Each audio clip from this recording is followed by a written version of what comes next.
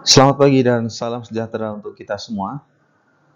Hari ini kita akan belajar bersama kembali untuk di pengantar akuntansi. Dengan tema hari ini kita akan belajar mengenai bagaimana cara mengidentifikasi dan mengenal tentang laporan keuangan, serta kita akan belajar bagaimana caranya mendefinisikan dari siklus akuntansi.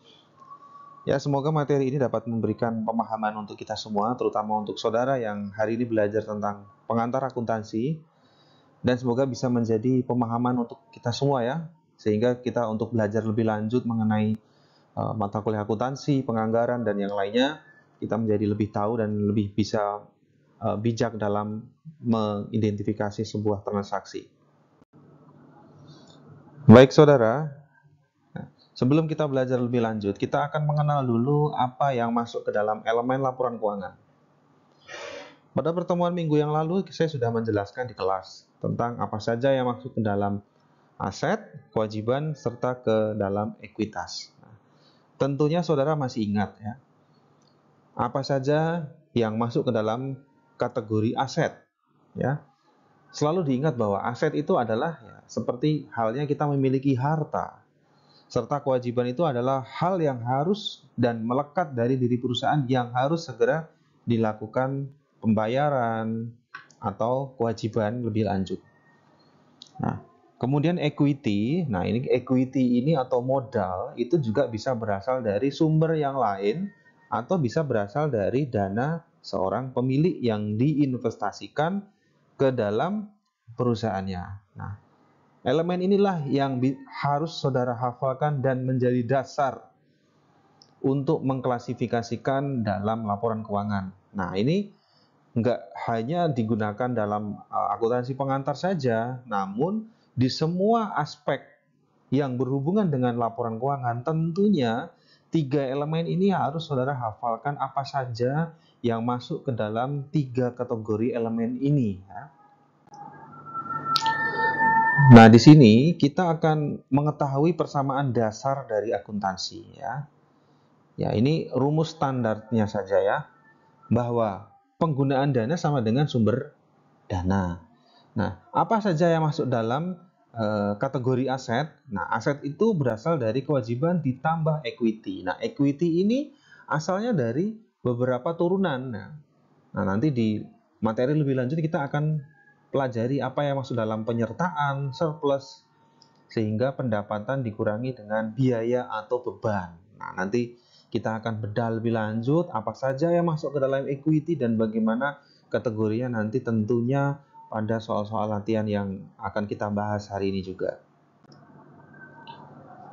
Nah, untuk proses akuntansi, proses akuntansi ini ya seperti yang kita bahas di pertemuan pertama ya, adalah proses untuk mengidentifikasi. Jadi ketika ada sebuah transaksi yang saya sampaikan ke saudara, saudara itu sedang melakukan identifikasi sehingga dari hasil identifikasi yang saudara lakukan itu akan saudara tuangkan ke dalam bentuk jurnal. Sehingga dari jurnal yang sudah saudara buat nantinya akan diposting ke dalam buku besar. Dan buku besar itulah yang nantinya akan kita keluarkan lagi atau kita kembangkan lagi menjadi sebuah financial report atau ya seperti kita ketahui bersama laporan keuangan ya. Dan seperti yang saya jelaskan di akun T kemarin, T account kemarin, kita menggunakan double entry system itu seperti ini ya. Jadi kita menginput debitnya sekaligus kita menginput kreditnya. Nah, siklus akuntansi ini kita ketahui bahwa analisis setiap transaksi itu akan berpengaruh terhadap akun. Nah, bagaimana caranya kita menganalisis transaksi? Nah, di pertemuan minggu yang lalu kita sudah belajar tentang jurnal penyesuaian. Ya, kita sudah mengenal tentang jurnal penyesuaian. Nah, jurnal penyesuaian yang saudara buat itulah yang nantinya akan kita klasifikasikan dan kita analisiskan sehingga terjadi adjustment dari setiap transaksi sebelumnya yang misalkan transaksinya itu digunakan sekian, kemudian setelah diperbaharui, maka akan keluar menjadi sekian. Nah, kemudian siklus yang selanjutnya adalah tentunya untuk mencatat transaksi yang sudah saudara klasifikasikan itu ke dalam bentuk jurnal. Sama halnya dengan memindah jurnal ke dalam buku besar. Yang nanti pada proses akhir, setelah saudara melakukan posting buku besar, itu akan dituangkan ke dalam bentuk neraca saldo yang dilaporkan pada akhir periode akuntansi. Nah, dan nanti tugas saudara setelah belajar membuat neraca saldo akan membuat lanjutannya, yaitu tentang jurnal penyesuaian, kemudian akan menyusun laporan arus kasnya, kemudian akan menyusun laporan balance sheet-nya, dan nantinya setelah selesai semua itu, transaksi itu semua sudah selesai, saudara membuat yaitu yang namanya jurnal penutup untuk menutup transaksi pada periode tersebut, ya. Nah, jadi kita nanti akan belajar ke arah sana, ya. Itu siklusnya yang menjadi jalannya dari proses transaksi menjadi sebuah laporan keuangan. Nah, ini gambaran siklusnya yang kalau saudara melihat dari bagan tabelnya kurang lebih seperti itu, ya. Saudara bisa baca sendiri, ya. Oke, sudah, saya lanjutkan. Kalau enggak, nanti di pause saja. Nah, kemudian untuk proses akuntansi, ya. Pertama yang saudara lakukan adalah menganalisis dari transaksinya. Tentu ya, itu saudara kan melihat, memahami, kemudian saudara melakukan analisis. Nah, kira-kira jurnalnya akan dibuat menjadi seperti apa? Ketika jurnal tersebut bentuknya adalah pembelian, nah, atau mungkin penjualan, nah saudara klasifikasikan lagi, ya. Kita kemarin sudah belajar apakah transaksi tersebut dilakukan secara tunai atau cash, atau transaksi tersebut dilakukan secara kredit, ya. Bagaimana kalau kredit untuk menjurnalnya, ya? Ketika utang dagang bertambah, ada di sisi mana? Ketika terjadi pengeluaran secara cash, cashnya berkurang atau bertambah, ya, diingat-ingat, ya. Kalau mendapatkan tambahan dana, kira-kira cash bertambah ada di sisi mana? Nah, kemarin saya sudah bagikan rumus cara membedakan aset, kemudian liability, kemudian pemasukan, dan yang lain-lainnya itu ketika bertambah dan berkurang, dia akan bertempat di posisi debit atau kredit. Nah, silakan dibuka lagi, ya. Nah, jurnal yang saudara buat itu, yaitu mencakup hal-hal tersebut, ya. Jadi akan lebih baik dan lebih jelas, ya, ketika saudara membuat sebuah jurnal transaksi per harinya, per tanggalnya, maka sebelum saudara membuat jurnal itu akan lebih baik dan lebih informatif apabila saudara meletakkan tanggalnya di sisi kiri, ya. Jadi ketahuan ini transaksi ini terjadi pada tanggal berapa gitu, ya. Nah, ini kita lihat contoh format jurnalnya. Nah, di sini diketahui terjadi pembelian barang secara tunai 500.000, kemudian tanggal 7 mencatat pendapatan dari pasien. Nah, ini ada kategorinya, ya. Silakan dibaca dan di capture dulu, ya. Jadi nanti untuk menjawab berikutnya saudara tahu kira-kira akan seperti apa dari soalnya. Kita lanjut ke selanjutnya. Nah, tadi sudah ada baca soalnya, ya. Nah, silakan dilihat sambil melihat jawabannya di sini. Nah, yang saudara lakukan di awal tadi adalah proses analisis. Nah, menganalisis kemudian akan saudara tuangkan dalam bentuk jurnal seperti ini. Nah, tadi jurnalnya membeli barang farmasi, ya. Namanya pembelian, itu kita lihat kenapa ini dicantumkan menjadi sebuah persediaan, ya. Nah, kita lihat yang menjadi informasi dalam perusahaan tersebut itu bergerak di bidang apa, gitu, ya. Ketika memang bidang usahanya dari perusahaan yang kita buat itu adalah bidang farmasi, maka ya dengan dia membeli barang-barang farmasi artinya menambah persediaan, ya. Jadi di sini persediaan dia bertambah, dan di sisi kreditnya kita cantumkan kas karena itu ada pembelian yang menggunakan dana tunai. Nah, untuk yang tanggal 7, nah saudara bisa klasifikasikan tuh. Kenapa kas dia bertambah dan kenapa pada saat pendaftaran, pelayanan, dan apotek itu bisa menjadi sumber dari kasnya. Nah, kita lihat ya. Kemudian biayanya dan persediaan barang farmasi kenapa 50.000, saudara lihat ya. Dan kenapa itu dicantumkan sebagai beban? Saudara coba analisis. Nah, nanti ketika saudara bingung cara menganalisisnya, saudara bisa tanyakan ke saya, Pak, kenapa itu dicantumkan beban dan sebagainya ya.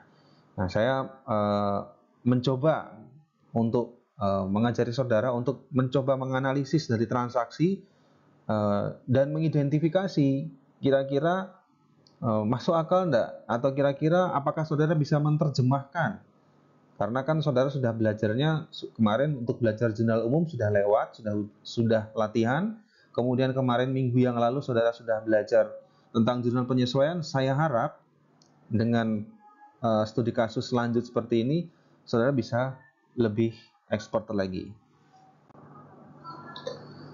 Setelah langkah yang tadi ya, membuat jurnal, ada saatnya kita membuat posting ke buku besar. Nah, kemarin saudara sudah belajar untuk membuat posting ke buku besar dari sejak penamaan, kemudian mengisi kolom referensi, masukkan jurnal dan sebagainya ya. Oke, kita lanjutkan.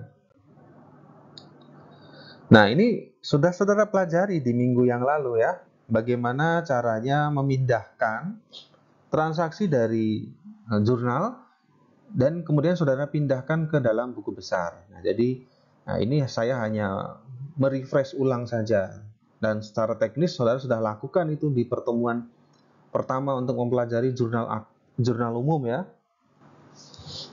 Ya, jadi ini hanya meng-highlight saja ya. Untuk lebih teknisnya silahkan buka lagi di materi pertama ya. Nah, ini contoh lebih rinci lagi dalam pemasukan akun-akun ke dalam buku besar. Nah, ini dibuatkan per table ya dari setiap akun rekening ya. Nah, kemudian setelah membuat tadi ya, nantinya akan dimuarakan ke dalam neraca saldo ya. Neraca saldo itu seperti apa? Nah, pada pertemuan minggu lalu saya sudah sampaikan dan kita bukakan apa yang dimaksud dalam neraca saldo. Nah, ini adalah bentuk neraca laporan akhir periode yang nantinya akan kita proses lebih lanjut menjadi sebuah jurnal penyesuaian, neraca saldo setelah disesuaikan, laba rugi, kemudian laporan perubahan modal dan neraca. Itu nanti kita akan berproses ke sana. Nah, ini yang kemarin kita pelajari ya. Nah, ini adalah bentuk awal dari akhir periode akuntansi yang akan diproses lebih lanjut ya. Nah, proses lebih lanjut dari setelah kita membuat neraca saldo adalah penyesuaian. Ya. Minggu lalu kita sudah belajar tentang penyesuaian. Nah, itu adalah proses lebih lanjut setelah transaksi di akhir periode tersebut kita susunkan ke dalam neraca saldo. Nah, jadi apakah terdapat penyesuaian atau enggak? Karena dalam setiap pelaporan perusahaan, dan tentunya itu pasti akan ada penyesuaian. Mungkin saudara akan bertanya, kira-kira apakah semuanya ya akan ada penyesuaian? Nah, sekarang gambarannya begini aja. Ketika saudara sedang beraktivitas di pagi hari, saudara akan mempunyai rencana bahwa hari ini saya akan makan di mana gitu. Misalkan akan makan sesuatu yang nanti akan menghabiskan dana ya kurang lebih 50.000. Sementara saudara mempunyai uang saku 100.000. Nah, di sore hari ada penyesuaian dan ternyata makannya adalah 70.000 karena saudara mentraktir temannya. Nah, ya itulah yang dimaksud dengan penyesuaian. Ya, ada sesuatu yang sudah direncanakan tetapi akan berkembang menjadi lebih atau berkurang. Nah, itulah yang dinamakan penyesuaian. Nah, di setiap perusahaan penyesuaiannya itu juga pasti ada. Nah, kemarin kita sudah belajar ya, rekening-rekening apa saja ya yang kira-kira itu berdampak terhadap penyesuaian. Yang terutama itu adalah yang sering terjadi penyesuaian adalah rekening perlengkapan atau supplies. Nah, itu acap kali terjadi penggunaan ATK dan sebagainya itu tidak bisa dilakukan prediksi, dan itu pasti akan terjadi penyesuaian di akhir. Nah, itu yang sering kali terjadi. Dan terutama untuk rekening asuransi dibayar di muka, ya, sewa dibayar di muka, pendapatan diterima di muka. Nah, itu sering terjadi untuk disesuaikan ya.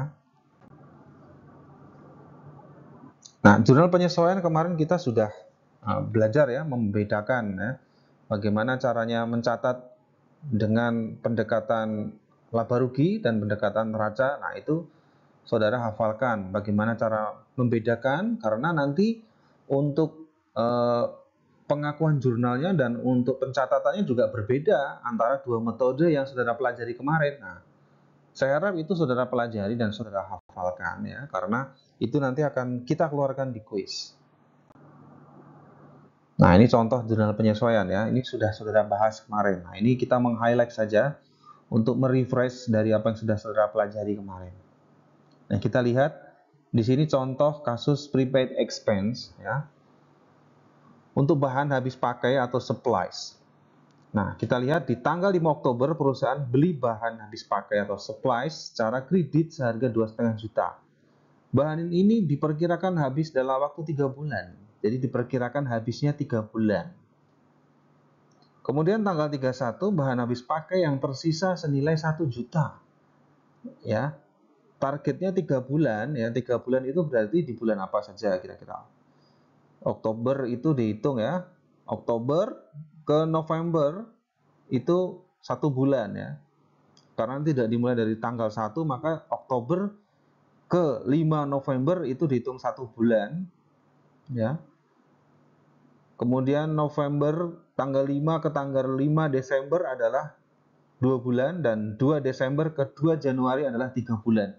Jadi prediksinya ini habis dalam waktu 3 bulan atau di tanggal 5 Januari. Dan ini tanggal 31 Oktober, belum ada 1 bulan, barangnya sudah habis atau sudah digunakan ya, atau yang tersisa adalah 1 juta. Artinya yang sudah terpakai adalah 1.500.000 ya. Nah, di sini tidak disebutkan menggunakan pendekatan laba rugi atau neraca. Nah, tapi logikanya yang dicatat di sini adalah yang digunakan. Nah, jadi penyesuaian itu kalau tidak disebutkan dengan metode apa adalah yang disesuaikan adalah yang digunakan, yang kita akui sebagai beban. Nah, untuk mencatat transaksi jurnal umumnya ketika tanggal 5 itu adalah beban bahan habis pakai atau supplies atau perlengkapan senilai 2,5 juta pada hutang usaha karena membelinya dengan kredit ya. Nah, kemudian ketika dilakukan penyesuaian dan karena ini sudah digunakan, maka kita akui sebagai beban. Nah, karena kita akui sebagai beban, maka beban bertambah di sisi debit senilai 1,5 juta dan mengurangi perlengkapan di kredit karena sudah digunakan senilai sama 1,5 juta, sehingga jurnalnya seperti berikut ya. Nah, nanti diulang lagi ya, apabila bingung ya diulang lagi. Kemudian untuk lanjutan prepaid expense untuk asuransi ya, dilihat ya. Tanggal 5 membayar asuransi sebenarnya 600.000. Akan jatuh tempo pada tanggal 30 September tahun yang akan datang. Ya, jadi habis temponya itu tahun depan. Habis temponya tahun depan. Nah, ini soalnya kurang lengkap, maka di skip saja.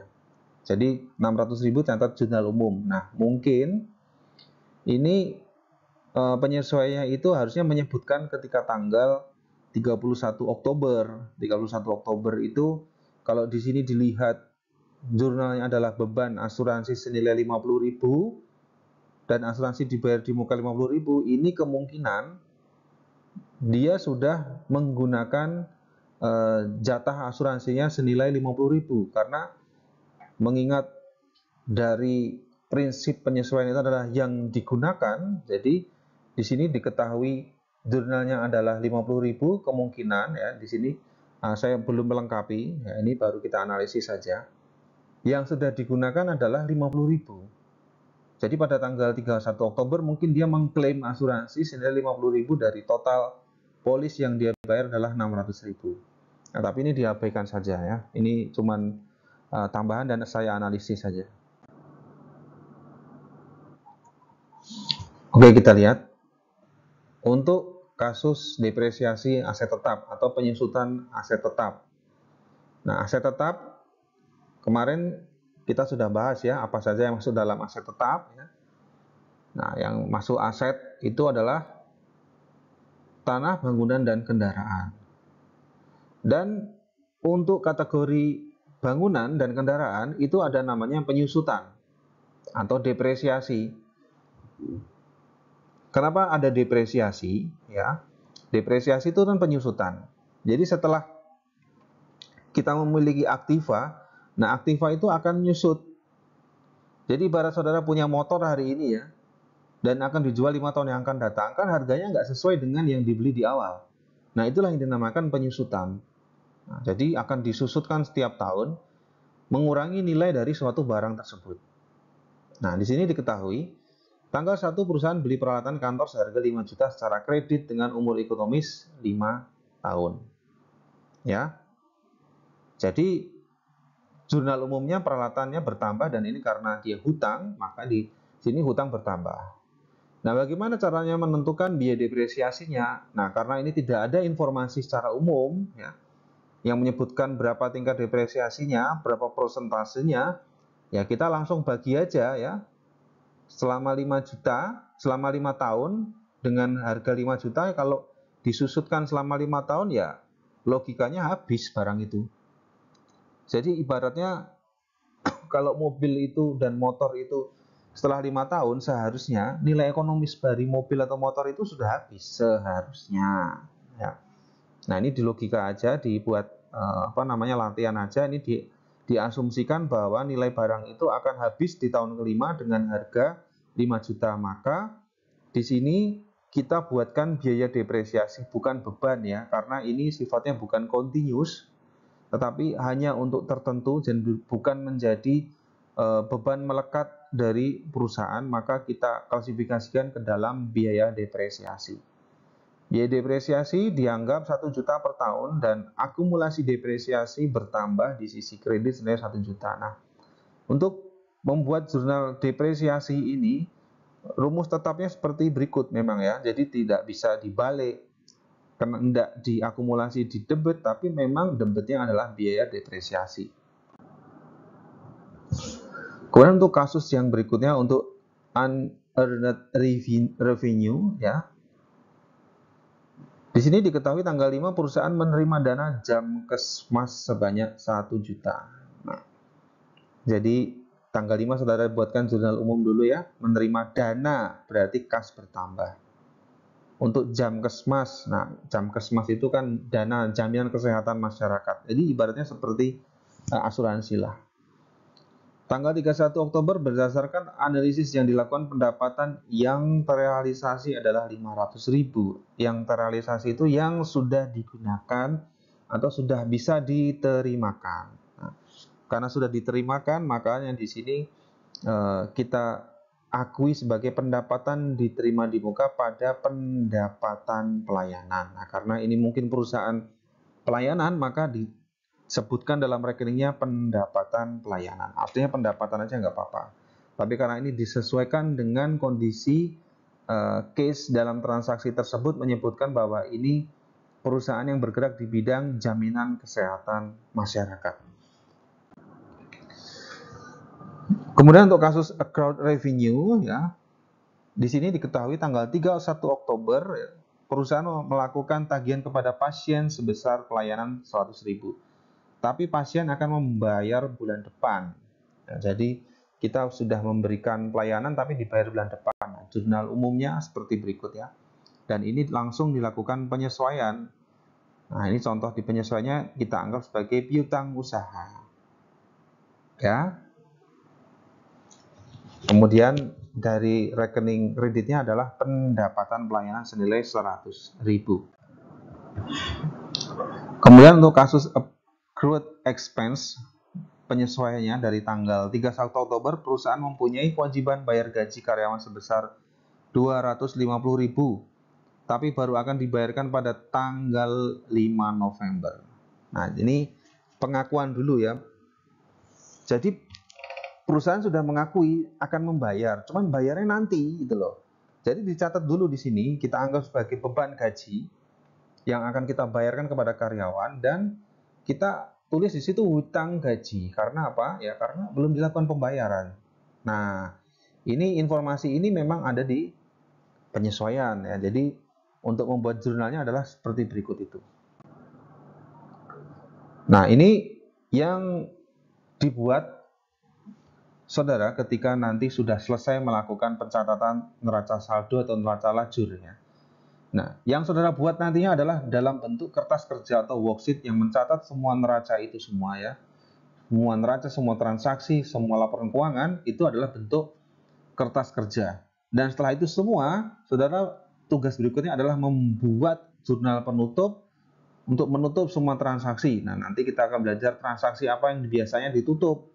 Nah, kemudian akan membuat jurnal koreksi untuk mengkoreksi, dan pembalik itu adalah jurnal yang berhubungan dengan penutup. Nah, nanti kurang lebih seperti itu kita belajar tentang penutup dan pembalik.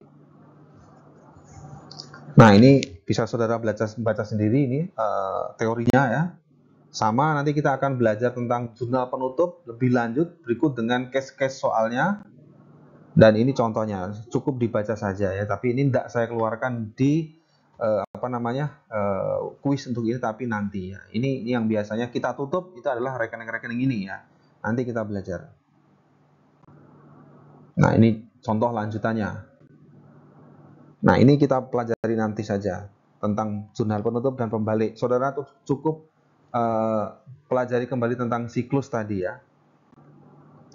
Baik saudara, berikut yang dapat saya sampaikan. Terima kasih atas perhatian diberikan selama kurang lebih 27 menit ini. Semoga dapat bermanfaat untuk kita semua dan semoga bisa menjadi bahan untuk belajar saudara di rumah. Terima kasih, saya tutup. Wassalamualaikum warahmatullahi wabarakatuh.